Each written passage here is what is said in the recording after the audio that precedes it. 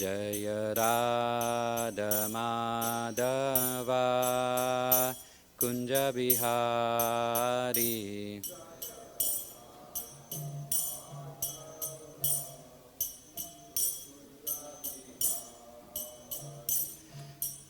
गोपी जन वल्लभा गिरवरधारी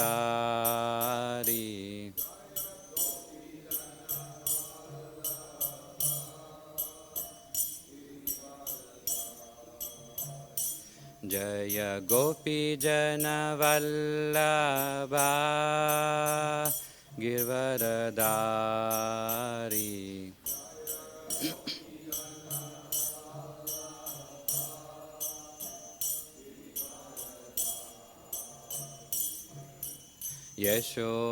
यशोदनंदन ब्रज जन रंजना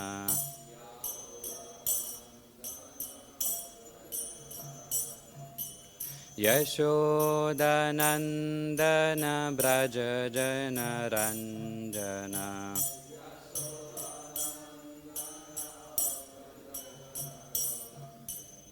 यमुना तीरा वनचारी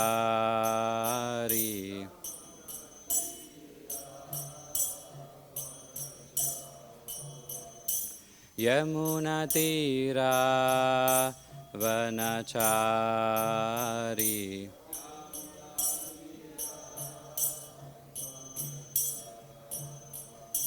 जय राधा माधव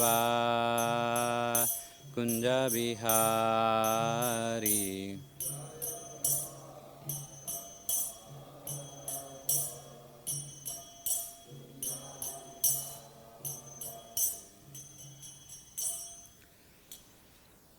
जय ओम विष्णुपाद परमहंस परिवराजकाचार्य अष्टोत्तर शत Shri Srimad his divine grace Shri Bhaktivedanta Swami Srila Prabhupada की जय ओम विष्णुपाद परमहंस परिवराजकाचार्य अष्टोत्तर शत श्री श्रीमद भक्ति सिद्धांत सरस्वती गोस्वामी महाराज प्रभुपाद की अनंत कोटि वैष्णव वृंद की नामाचार्य हरिदास ठाकुर की प्रेम से कहो श्री कृष्ण चैतन्य प्रभु नित्यानंद श्री अद्वैत गदाधर शिवासति गौर भक्त वृंद की श्री श्री राधा कृष्ण गोप गोपीनाथी श्याम कुंड राधा कुंड गिरि गोवर्धन की वृंदावन मथुरा धाम की नवद्वीप मायापुर धाम की जगन्नाथपुरी धाम की गंगा माई यमुना में की भक्ति देवी तुलसी महारानी की समवेत भक्त वृंद की गौर प्रेमानंदे all glories to assembled devotees, all glories to assembled devotees, all glories to assembled devotees, all glories to Shri Guru and Gauranga Jagat Guru Srila Prabhupada की ओम नमो भगवते वासुदेवाय ओम नमो भगवते वासुदेवाय ओम नमो भगवते वासुदेवाय नारायणं नमस्कृत्य नरं चैव नरोत्तमं देवीं सरस्वतीं व्यासं ततो जयमुदीरयेत् नष्टप्रायेषु अभद्रेषु नित्यं भागवत सेवया Bhagwati उत्तमश्लोके भक्तिर्भवति नैष्टिकी. So today we are reading from Srimad Bhagavatam, Canto 3, Chapter 27, Understanding Material Nature, verse number 24. Bhukta-bhogā parityaktā dṛṣṭa-doṣā ca nityaśaḥ na īśvarasya aśubham dhatte mahimni sthitasya ca bhukta-bhogā parityaktā dṛṣṭa-doṣā ca nityaśaḥ na īśvarasya aśubham dhatte mahimni sthitasya ca bhukta-bhogā parityaktā dṛṣṭa-doṣā ca nityaśaḥ na īśvarasya aśubham dhatte mahimni sthitasya ca.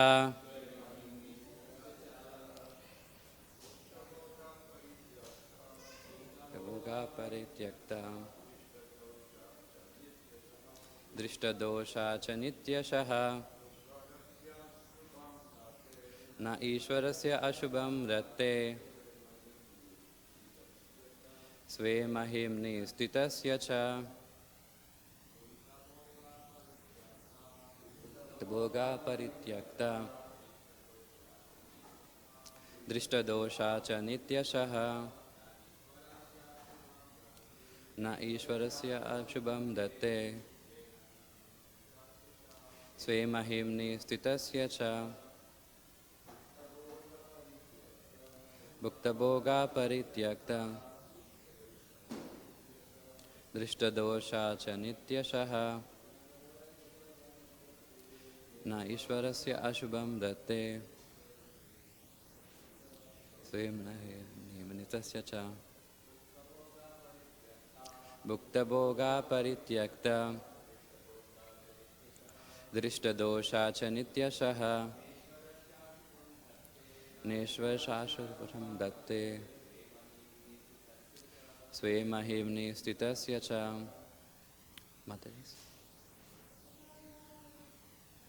bhukta-bhogā parityaktā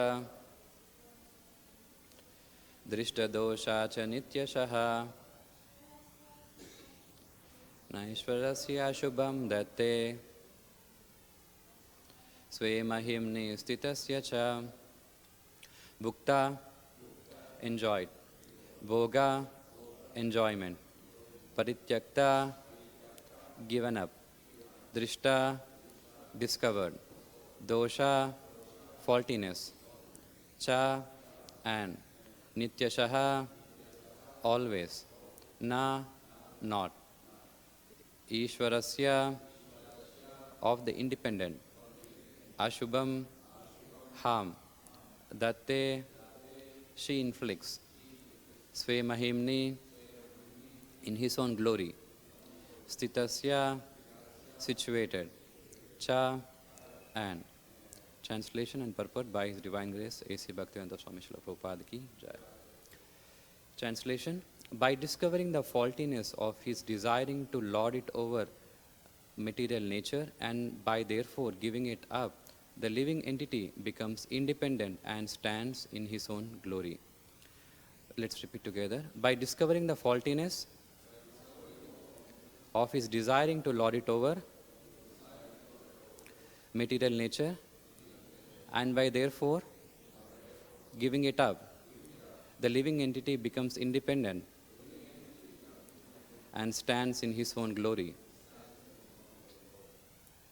Purport: because the living entity is not actually the enjoyer of the material resources, his attempt to lord it over material nature is, at the ultimate issue, frustrated. As a result of frustration, he desires more power than the ordinary living entity and thus wants to merge into the existence of Supreme Enjoyer. In this way, he develops a plan for greater enjoyment. When one is actually situated in devotional service, that is his independent position, less intelligent men cannot understand the position of the eternal servant of the Lord. Because the word servant is used, they become confused. They cannot understand that this servitude is not the servitude of this material world. To be the servant of the Lord is the greatest position.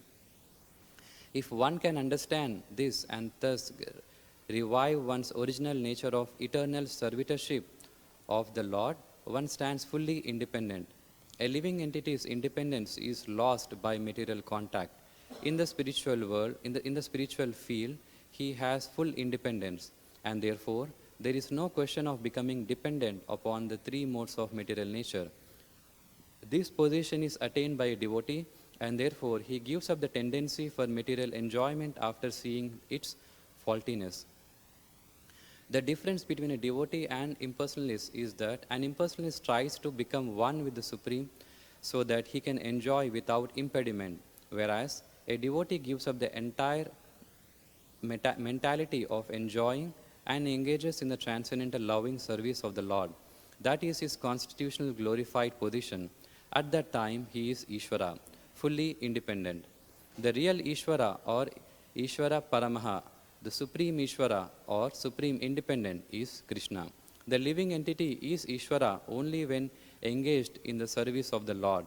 In other words, transcendental pleasure derived from loving service to the Lord is actual independence. Thus ends the purport. Om Ajnana Timirandasya Jnananjana Shalakaya Chakshur Unmilitam Yena Tasmai Shri Gurave Namaha Sri Chaitanya Manobishtam Stapitam Yena Bhutale Swayam Rupa Kadamayam Dadati Swapadantikam Vandeham Sri Gurum Sri Utapadakamalam Sri Gurun Vaishnavamscha Sri Rupam Sagrajatam Sagana Raghunathanvitam Tam Sajivam Sadvaitam Savadutam Parijana Sahitam Krishna Chaitanya Devam Sri Radha Krishna Padan Sahagana Lalita Sri Vishakhanvitamscha He Krishna Karuna Sindhu Dina Bandhu Jagatpate Gopesha Gopika Kanta Radha Kanta Namostute Tapta Kanchana Gaurangi Radhe Vrindavaneshwari Vrishabhanu Sute Devi Pranamami Hari Priye Vancha Kalpatarubhyascha Krupa Sindhuvya Evacha Patitanam Pavanebhyo Vaishnavebhyo Namo Namaha Jai Shri Krishna Chaitanya Prabhu Nityananda Shri Advaita Gadadhara Srivasati Gaura Bhakta Vrinda Hare Krishna Krishna Krishna Hare Hare Hare Rama Rama Rama Hare Hare. So the translation of today's verse, it says, by discovering the faultiness of his desiring to lord it over material nature, and by therefore giving it up, the living entity becomes independent and stands in his own glory. So basically, this verse is explaining what happens to a living entity once it is liberated, right? So once it is liberated, what happens? It becomes independent and stands in its own glory. There are two things, right? So, because currently the living entity is kind of bound up in the three modes of material nature and it is not liberated. But once a living entity realizes the root cause of its bondage, which is basically to lord over the material nature, he understands the fault, his own fault, and therefore give up this lording tendency, and thereafter he becomes liberated. So in the purport, Prabhupada mentions or discusses about what it means to be independent, right? So here it explains the real independence is basically to be the servant of the Lord. That is the real independence. And also Prabhupada explains about how people, or especially the impersonalists, apply this principle of independence to derive enjoyment by merging into Brahman. So this word independence is very much significant, because if you see, everyone actually wants to be independent, right? Nobody wants to be dependent in reality. So, for example, let's say that you tell to somebody, you do this thing, you instruct somebody. They don't like to be instructed, right? Because they feel that their independence is being taken away. Everybody wants to have this independence. Nobody likes when someone takes away this independence. But the problem is, actually, people don't realize that this so-called independence, it is just an illusion. Because even if a person is making his or her own decisions and thinking that he is making his own independent decisions, but in reality, that person is actually conditioned by three modes of nature. So in this way, the so-called independence is not really an independence. So every decision, every action everybody performs is somehow or the other is performed with some conditionings from three modes of nature, or some conditionings from his past life karma, whatever it may be, right?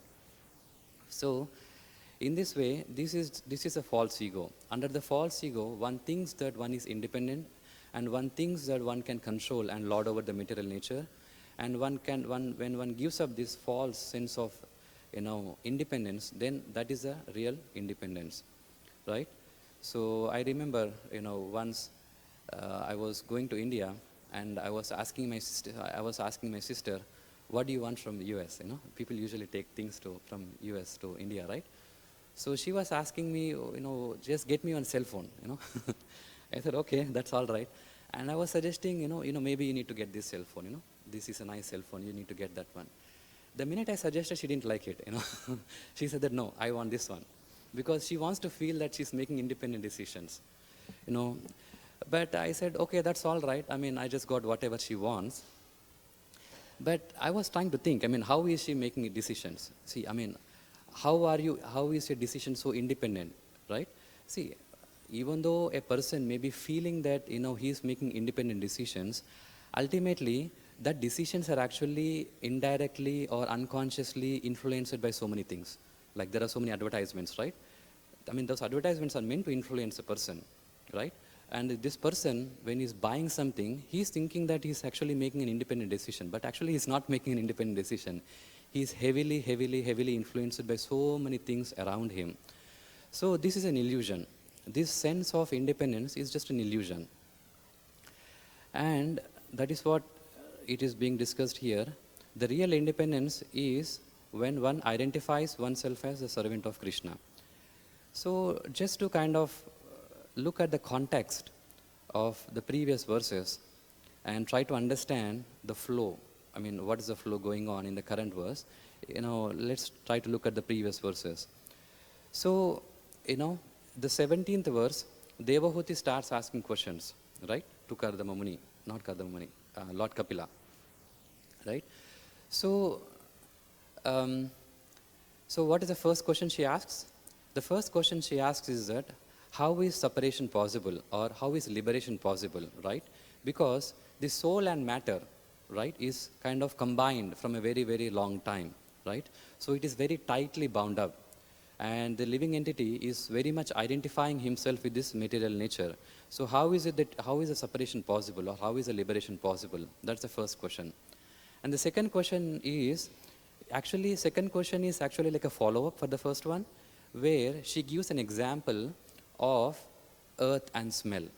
Does anyone remember how the earth and smell, how they are, inseparable? You cannot separate earth from smell. So in this way, the matter and quality are inseparable.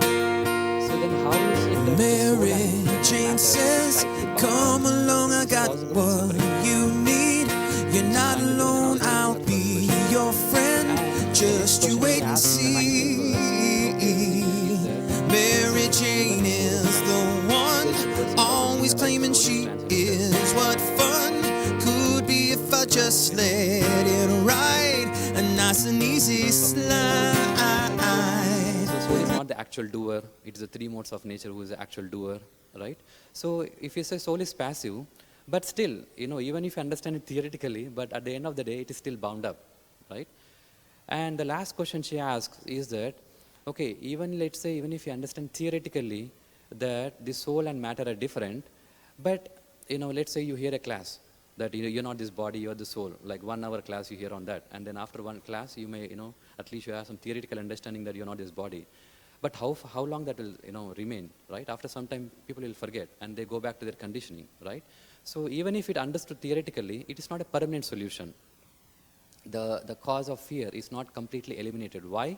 The reason is because the cause is still intact. That's what Devahuti says. So in that context, this is a response given by Lord Kapila. So now let's try to understand this verse in this context. See, we can discuss this verse independently without the context also, but it kind of becomes repetitive. When we are trying to understand in the context, then we can actually derive more and more realizations in that context. So here we can see that basically what's happening here is a discussion. It's a discussion between Devahuti and Lord Kapila. And she's asking questions. This is similar to like Bhagavad Gita. In Bhagavad Gita also, we see Arjuna is asking questions and Krishna is explaining. And actually, second chapter itself, there's a gist of Bhagavad Gita. That is why the chapter number 2 is called Contents of Gita Summarized. But however, Arjuna again keeps asking questions for more clarity, and that's how, it kind of elaborates more. Similarly, here also, actually Lord Kapila explained most of the principles are already explained. But Mother Devahuti, she keeps asking questions to further, dwell on the subject matter. So this is an active discussion that is happening between Devahuti and Lord Kapila. And whenever we have a discussion, the 11th canto of Bhagavatam discusses of the standards of logical discussion. Like when someone discusses, what is the best discussion? Everybody discusses, right? Everybody has a discussion, everybody asks questions. But those questions and answers should have a framework. Otherwise, it's just, there's no proper structure. So 11th canto discusses about the proper structure of discussion, where it says any discussion should have 5 topics. First is Vishaya, general thesis, Samshaya, a doubt, Purvapaksha, opposing philosophy, Siddhanta, what are you trying to say, and Sangati is a summary. So in this discussion of Mother Devahuti and Lord Kapila, what is the main thesis? What is Vishaya?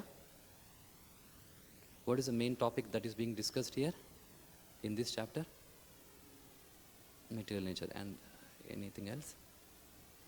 It's basically about liberation. The main subject is about liberation. Mother Devahuti is asking questions about liberation, and Lord Kapila is also talking about liberation. So liberation is the main subject that is being discussed here. And Samshaya, the doubt. What is the doubt? The 17th verse. The 17th verse. He says that, is liberation possible? How is liberation possible? So that's a question. You see how intelligently Devahuti is asking questions? There is a Samshaya. And Purvapaksha.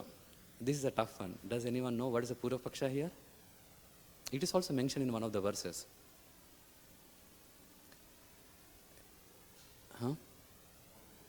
Exactly, yeah. So it is voidism.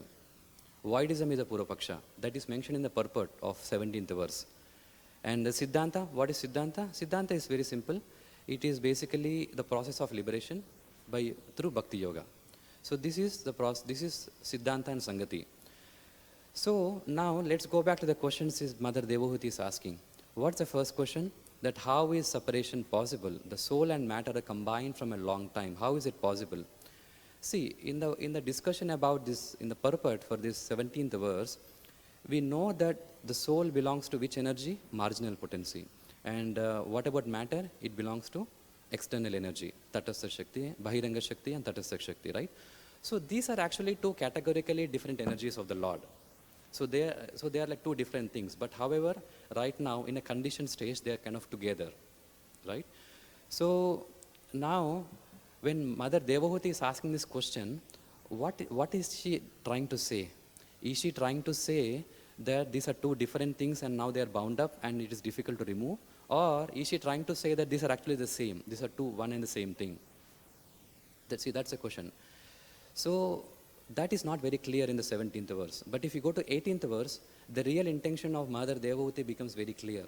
When she gives the example of the earth and the quality on the smell. See, earth and smell are actually integral to each other. You cannot separate smell and earth, right? Because there is Tanmatra and this is Panchabhuta, right? Panchabhuta, what is Tanmatra? Gandha. Gandha is a Tanmatra, and from smell comes the earth, right? So there is an integral relationship between the smell and the earth.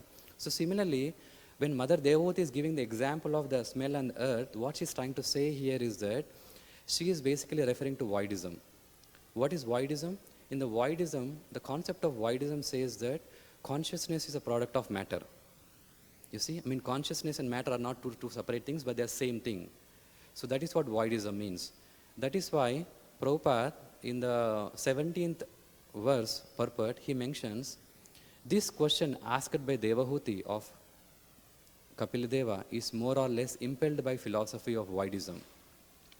The voidists say that consciousness is a product of combination of matter, and that as soon as the consciousness is gone, the material combination dissolves, and therefore there is ultimately nothing but voidness. This absence of consciousness is called nirvana in Mayavada philosophy. See, so what Mother Devahuti is trying to mean is that she is not trying to say that these are two separate things. She was trying to indicate the philosophy of voidism, where consciousness is considered as a byproduct of matter. That's how she is, her line of questioning is. So that's a Purvapaksha there. That's a question and a Purvapaksha. Immediately she's trying to say her Purvapaksha. And now Lord Kapila will refute that voidistic philosophy, right? So does anyone know who propounded voidism philosophy? Who propounded nirvana philosophy? Who is the founder of nirvana? Lord Buddha. It's Buddhist philosophy. Buddhist philosophy is nirvana. There's a slight difference between nirvana and Mayavada. They look similar, but they're actually different. But the Prabhupada specifically says that this is nirvana philosophy. Nirvana philosophy says everything is void, because once the object disappears, the consciousness also disappears. That's a nirvana. That's a voidistic philosophy. But again, now Archita Prabhu may say this Buddha came after. Buddha came after Lord Mother Devahuti. So how is Kapila refuting voidist philosophy? I mean, I'm sure there can be many answers to this question. But here we can see the mentality is same. The mentality of voidistic philosophy, those things you can see here also in discussion between Devahuti and Lord Kapila. Now someone may ask, why is Devahuti pointing out voidistic philosophy right now? In this point of discussion, why is it relevant? Why is, I mean, suddenly something, Mother Devahuti remembered about voidistic philosophy and want to ask questions? Or is there any context? No, there is a context. The context is, if you look at the previous verses, Lord Kapila was explaining about the three states of consciousness: wake, sleep, and deep sleep, right? So over there, there's a concept of consciousness in dream. See, dream is something which is illusion, right? In dream also we see objects, but those objects are illusionary objects. Those objects never really exist. But we perceive that they are as if real. But when we wake up, they are no more real, right? So, what is a real thing? Is the object real, or the cognition, the concept, or the person's consciousness is real? It is a consciousness, because the consciousness is modifying even whether the object is there or not. You see? So that is the foundation of voidistic philosophy. The voidism philosophy says that, see, either you are sleeping or awake, your cognition is there. And ultimately the reality is only cognition, it is not the object. And even this cognition is there because the object is there.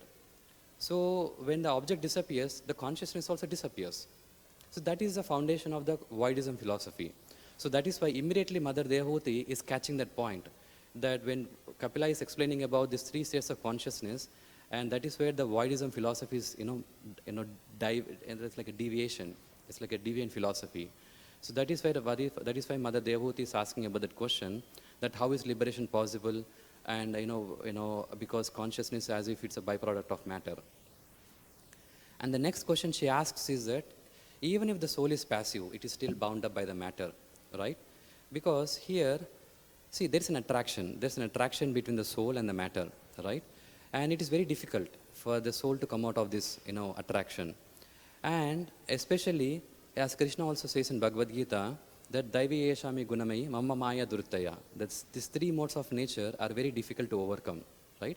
So let's say even if the soul is not there, but it is very difficult for the soul to come out because the Maya is so strong, right? So then even if you say, okay, it is possible liberation, how is it possible? Because the soul is bound up.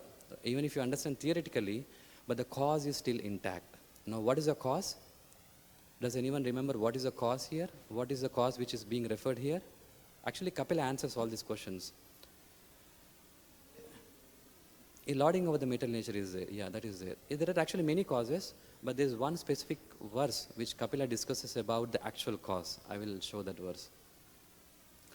So, yeah, now comes the Lord, I'm sorry, it is not Kardamuni, it is Lord Kapila's responses.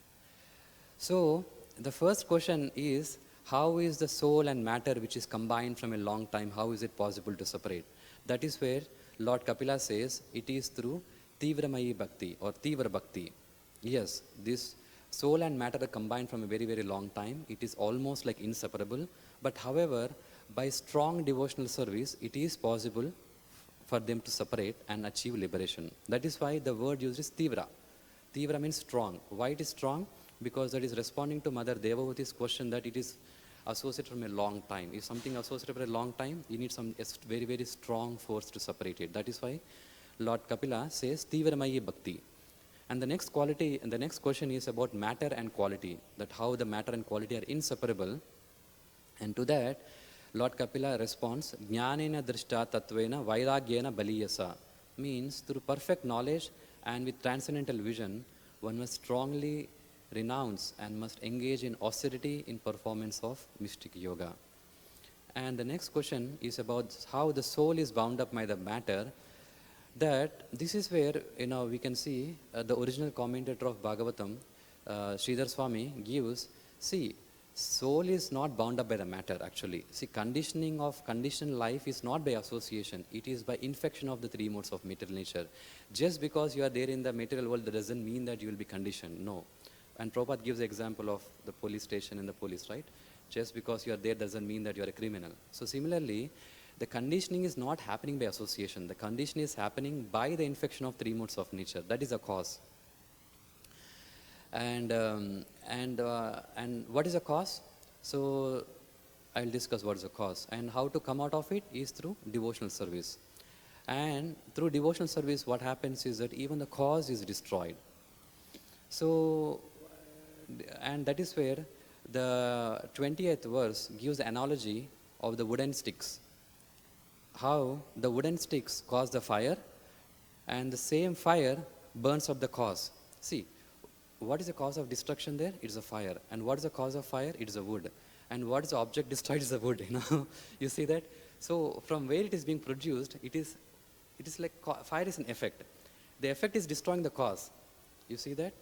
So that is where the Srila Jiva Goswami tries to explain why Lord Kapila is giving the example of wooden sticks on fire. The reason is because, see, right now we are in a conditioned life. We are having material body. And we want to destroy this material existence. But for us to practice Bhakti Yoga, we have to use this body, right? So we have to use our mind.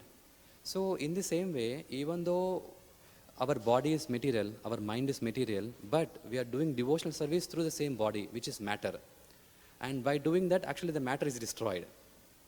That is why this analogy of wooden sticks and fire is very much relevant. So the cause, effect is destroying the cause.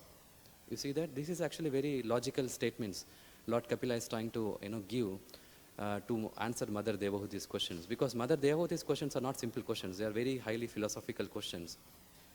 And she is actually coming from the viewpoint of Vaidism philosophy. And that is where, Lord Kapila is trying to refute all those arguments by giving all these examples. So it is very much important for us to understand, why this is being said at this point of time. Why is Lord Kapila is trying to give this example? There could be many examples, right? But no, that is the context. The context is Vaidism philosophy. And that is where, Lord Kapila is trying to destroy that philosophical understanding of Vaidism. Okay? And now coming back to this current verse, by discovering the faultiness of his desiring to lord it over material nature, and thereby giving it up, the living entity becomes independent and stands in his own glory. So, here, the main subject is liberation, as I already told you, right? In the liberation also, there are different things. So one is the process of liberation, means how one can get liberated. It's more about the process. And the second thing is that what happens when a person becomes liberated. And the next thing is what a person experiences once a person has become liberated. So the current verse number 24, is discussing about the moment of liberation. What happens when a person gets liberated? You see that? I was watching one TV show where there's a debate between two scholars. I mean, they're actually like sadhus and from different schools, and they're trying to debate with each other. The other one is a genuine person. You can feel that. Other person is kind of like a fake sadhu. And this fake person was telling that I got self-realization in December 25th, 2021. Yeah. He was describing, he has given a date on which day he got liberation, So we must understand, you see, when a person is telling that he got Atma Sakshatkar, self-realization, we need to see the qualities. You see, that is why Bhagavatam is discussing all these qualities. So what happens when a person becomes liberated? And what are the symptoms of a liberated person? And what is the experience of a liberated person? And what is the process of liberation? Everything is there. You see that? And this current verse is discussing about what happens at the moment of liberation, that he becomes fully independent. He's no longer controlled by, he does not have any more lording propensities. And experience after liberation. There is in the 24th chapter, when Kardama Muni renounces, the last verse discusses about the experience of Kardama Muni. What is he experiencing? Over there it says, Ichcha dvesha vihinena sarvatra samachetasha bhagavad bhakti yuktena praptya bhagavati gatihi. Freed from all hatred and desire, Kardama Muni, being equal to everyone because of discharging uncontaminated devotional service, ultimately attained the path back to Godhead. You see? That is discussing how is Kardama Muni experiencing after liberated stage. Those are the qualities. That is how we understand a person is liberated or not, and how is his experience, right? And here it says, a living entity becomes independent and stands in his own glory, the last line. And Prabhupada, in the purport, he mentions constitutional glorified position of Jiva. What it is? when engaged in transcendental loving service of the Lord. So that is the real glorified position of Jiva, and that is what how a living entity is situated once it is liberated. And that is a real independence. And the so-called independence, the illusion of independence in the material life is actually illusion because there is no knowledge, you see. Because a person is heavily conditioned by the three modes of nature, and even though a person is thinking that he is making independent decisions, actually he is not making independent decisions. He is just heavily conditioned by three modes of nature, and this sense of independence is just an illusion. Because see, independence means when I'm trying to make an independent decisions, that means that I have knowledge, that I'm not coerced, I'm not biased, I have full knowledge, I know exactly what I'm doing, you see. And then you can make an independent decisions. But if you have no spiritual knowledge, then basically, you're not really independent. It's just an illusionary independence what you're thinking. But only in spiritual life, when a living entity is liberated, then it becomes independent, and that is the real glorified position of the living entity. Okay? So that is a today's verse. I'd like to stop here. Does anyone have any questions, comments?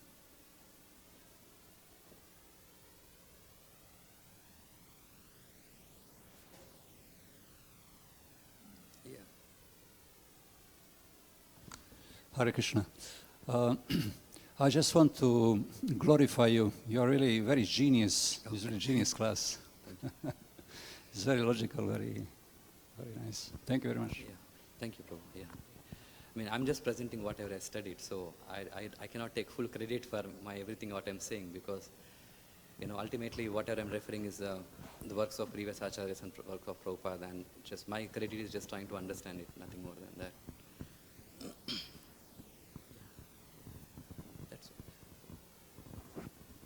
Hare Krishna. Thank you for your presentation. I have a question about that point you were mentioning about how like Buddha started the nirvana. But understanding the Vedic viewpoint, we know all the 6 different types of philosophy is already existing. So how are you saying Buddha inaugurated nirvana?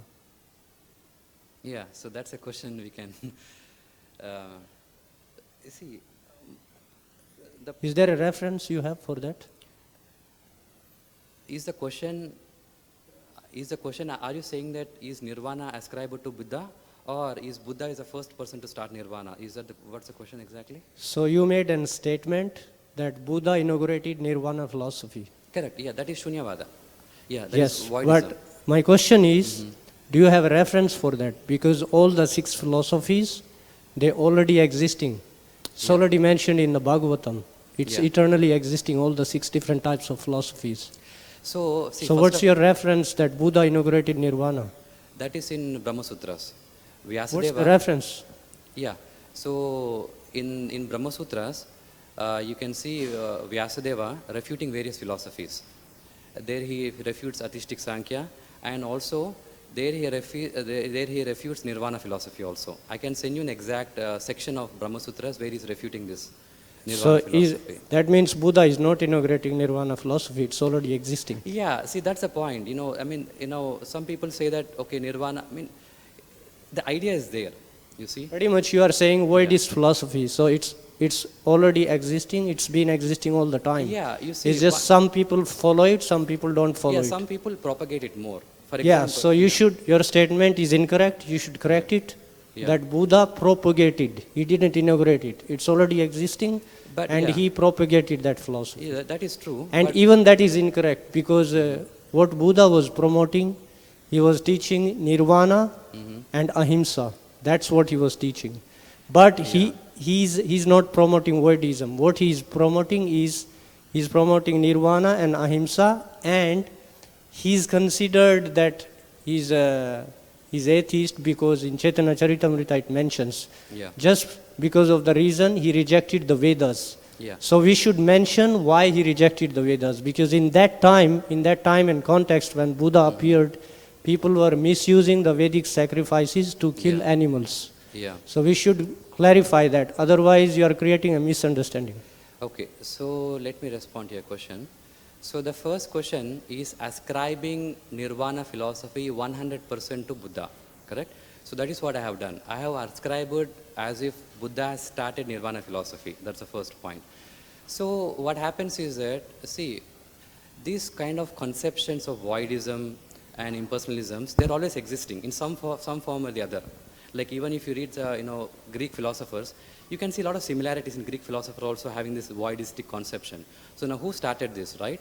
So even though that is there, but what happens is that the general tendency is that whoever makes it more popular, they get the credit. Just like Shankaracharya, when you say Mayada philosophy, we say Shankaracharya. But actually, before Shankaracharya also there are many acharyas who are actually working on Mayada philosophy. But we ascribe it to Shankaracharya.